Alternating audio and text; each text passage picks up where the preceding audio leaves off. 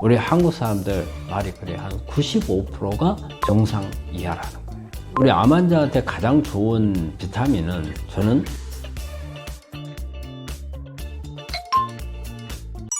암 환자 비타민 섭취 얼마나 해야 할까요? 우리 암 환자한테 가장 좋은 비타민은 저는 비타민 C, 그 다음에 비타민 B, 비타민 D 이 세 가지를 권하고 싶어요.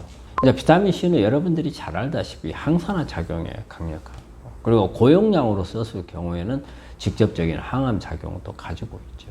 근데 이제 비타민 B는 어떤 부분이냐면 비타민 B는 우리 미토콘드리아에서 에너지를 만드는 과정. 우리가 미토콘드리아라고 하면 나라로 따지면 발전소 역할이거든요. 우리 몸 안에서 ATP라는 에너지를 많이 만들어내고 열을 생산해내는 게 미토콘드리아예요. 그 미토콘드리아가 원활하게 돌아가려면 이 미토콘드리아 안에 있는 부속품들이 튼튼해야 하잖아요. 이 부속품이 바로 비타민 B입니다. 그래서 비타민 B를 많이 먹게 되면 에너지 생산이 많아지죠. 우리 암 환자분들이 되게 몸이 차요. 체온을 저체온으로. 그래서 면역이 떨어지는 거거든요. 그럼 체온을 올리기 위한다는 것은 뭐예요? 미토콘드리아에서 에너지를 많이 만들면 에너지 만들 때 열을 같이 생산을 하거든요. 그 열이 우리 체온을 높이는 거예요. 비타민 B 섭취를 많이 해야죠. 그리고 이제 비타민 D는 우리가 단순하게 어떤 골다공증을 예방을 하고 칼슘 치료를 높이고 이런 부분만 생각을 하는데 우리 암 환자분들한테 비타민 D를 섭취하라 하는 것은 목적은 그게 목적이 아닙니다. 가장 중요한 것은 비타민 D는 유전자하고 관련이 많습니다. 그래서 비타민 D는 우리가 정상치를 30으로 보거든요. 그래서 30 정도가 됐을 때 일단 유전자를 안정시킬 수 있다고 그래요. 그런데 우리 환자분들 대부분이 다 비타민 D가 정상 이하입니다. 우리 한국 사람들 말이 그래 한 95%가 정상 이하라는 거예요. 그러니까 어떻게 보면은 비타민 D는 유전자 안정도 시키지만 면역하고도 관련이 많은 그런 비타민이거든요. 그러니까 면역도 떨어지고 그 다음에 유전자도 안정을 못 시키고 그러니까 암으로 넘어갈 수 있는 부분이거든요. 그래서 일단은 우리가 암 환자분들한테 비타민 D 같은 경우는 60까지 꼭 올리라고 이야기를 하거든요. 근데 60까지 올리려면 쉽지 않습니다. 뭐 음식으로도 먹어야 되고 운동도 열심히 해야 되고 또 안 되면 기능식품도 써야 되고 다양한 약까지 동원해야 되는 게 그래야 60까지 올리기 때문에. 그래서 암에서 중요한 비타민은 정리를 하자면 비타민 C, 그 다음에 비타민 B, 그 다음에 비타민 D 이 세 가지가 제일 중요합니다. 구독자분이 댓글로 남겨주신 질문입니다.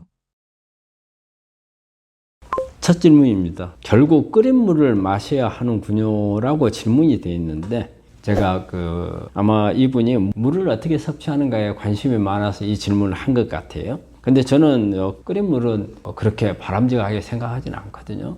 우리가 이제 끓인 물을 할 때 이걸 생각하셔야 돼요. 끓인 물을 그대로 먹으면 뜨거워요. 이거는 좋지 않거든요. 끓인 물의 단점이 또 하나 있어요. 끓인 물의 단점은 끓이게 되면 우리가 물 속에는 용존 산소가 있어요. 물 속에 녹아있는 산소가 있거든요. 우리 몸에는 산소가 중요해요.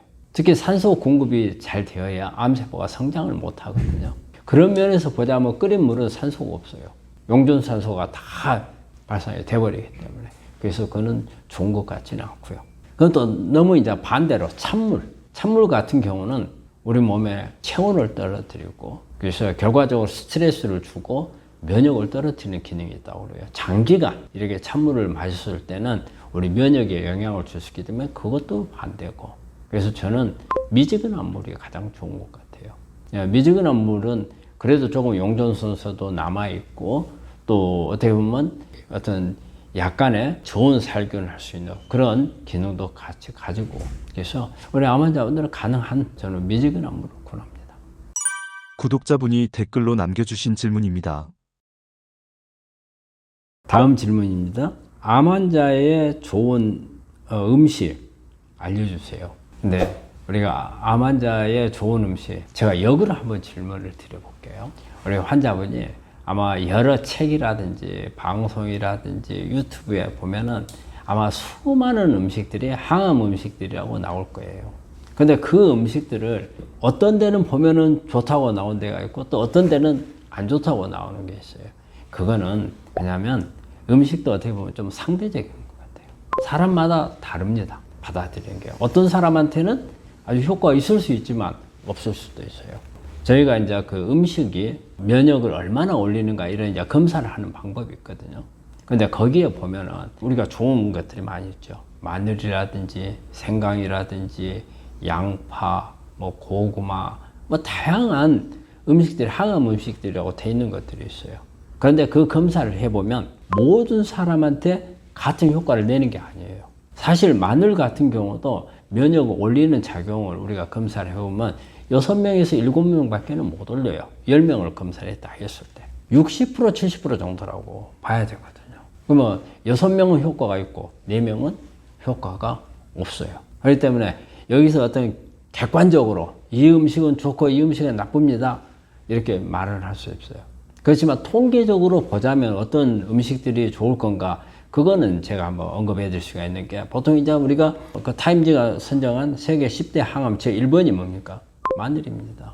마늘 속에는 알리신이라는 성분도 있고 브루설체아민, 비타민 B1 그리고 이제 설포라판이라는 황 성분도 해독 성분 이런 부분도 들어있고 그래서 가장 좋겠고 그리고 이제 브로콜리도 이제 좋은 걸로 돼 있죠.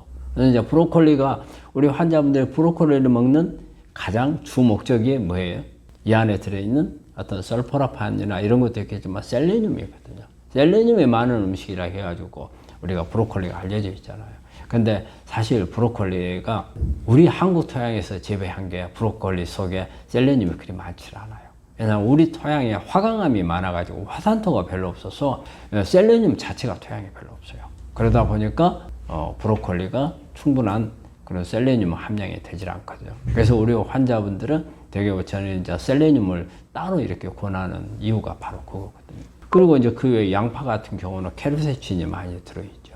또 의외로 이게 보면은 우리가 포도 같은 경우에는 껍질이나 씨 속에는 레스바라톨이라는 아주 강력한 항암 작용을 가지고 있는 이런 성분들이 있기 때문에 그런 분들. 그 포도를 그다에서 많이 먹으면 좋은 게 아니에요. 포도 과즙은 포도당입니다. 그래서 껍질이나 씨, 근데 씨는 먹기 어렵잖아요. 그러니까 오히려 포도 같은 경우는 저는 껍질을 먹는 게 좋겠고, 그 다음에 뭐 생강이라든지, 그리고 후추 같은 거, 그리고 또 특히 우리가 반찬류, 양념류가 다 항암 작용이 있습니다.